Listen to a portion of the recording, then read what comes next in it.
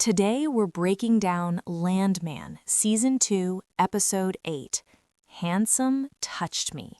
This episode is emotional, dangerous, hilarious, deeply human, and quietly terrifying because beneath all the jokes and gambling, we're watching a company, a family, and maybe even a legacy begin to collapse. Let's dive in. The episode opens not with explosions or oil rigs, but with numbers.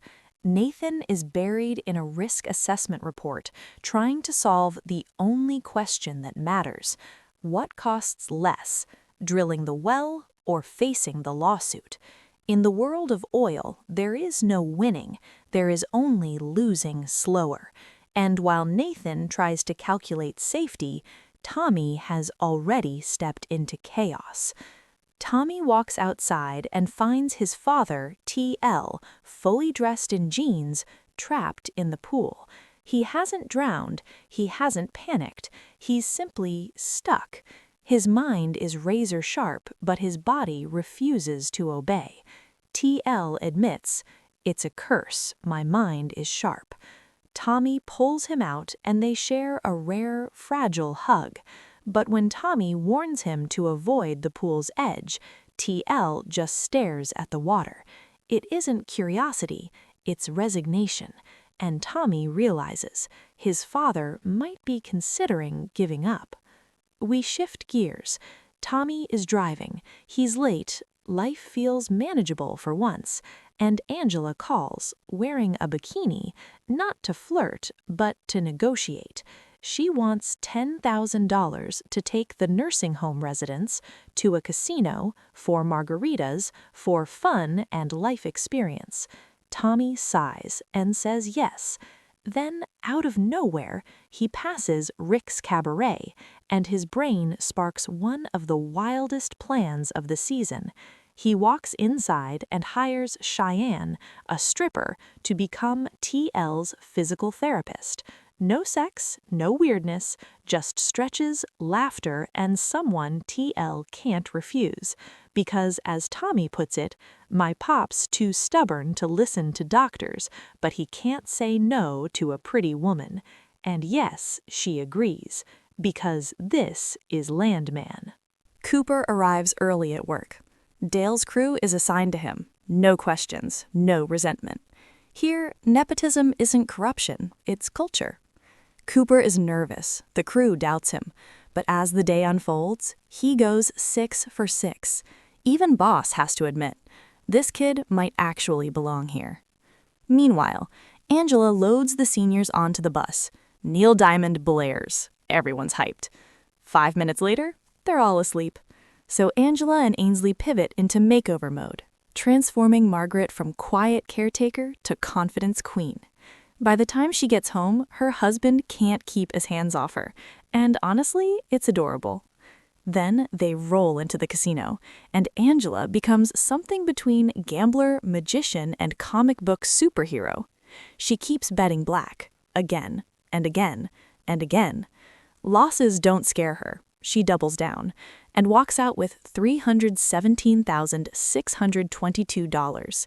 A nursing home field trip has officially turned into a heist movie. At the bar, Cami is approached by a charming stranger. He touches her face, and she freezes. Not disgusted, not insulted, just overwhelmed. She isn't ready to move on, because she hasn't healed. But when the boardroom doors open, she transforms back into CEO Cami Miller. Inside, the room fills. Tommy, Rebecca, Nathan, Charlie, everyone with power. 2 paths lie ahead. 1, drill the offshore well. Cost, $400 million.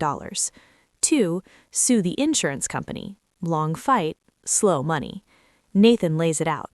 The chance of finding sufficient gas is about 10%. Tommy recommends litigation. Rebecca agrees. It's smarter, safer, predictable. But Cami turns to Charlie. And Charlie, passionate, brilliant, and maybe reckless, shows her maps suggesting something massive beneath the sea. He doesn't promise. He believes. And belief is dangerous.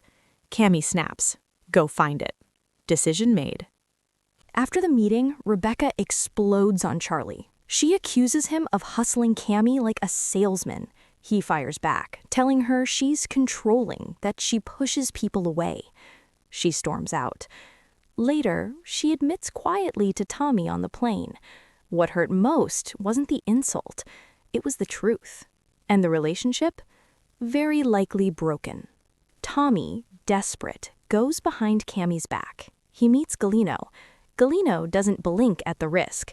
To him, 10% odds are fantastic, because no matter what happens, he gets rich. Cami? Maybe not. But in Galeno's universe, empathy doesn't exist. Tommy realizes this isn't a partnership, it's a trap. Night falls. Tommy returns home. TL is floating in the pool, peaceful, calm, in Cheyenne's arms. Something inside him has softened. He laughs, he relaxes, he feels human again. And Angela bursts through the door with $300K like it's pocket change. Tommy smiles. For one fleeting moment, everything feels okay, which in Taylor Sheridan's world means doom is coming. Episode 8 quietly shifts the series. It isn't about winning anymore. It's about survival. Cami gambles her company. Tommy gambles his relationships. Angela gambles and somehow wins. And TL gambles with time itself. Everyone is standing at the edge of something dangerous, emotionally, financially, physically. And the worst part? They think they're in control. But the house, the oil, the land, the greed always wins. And the fallout is coming.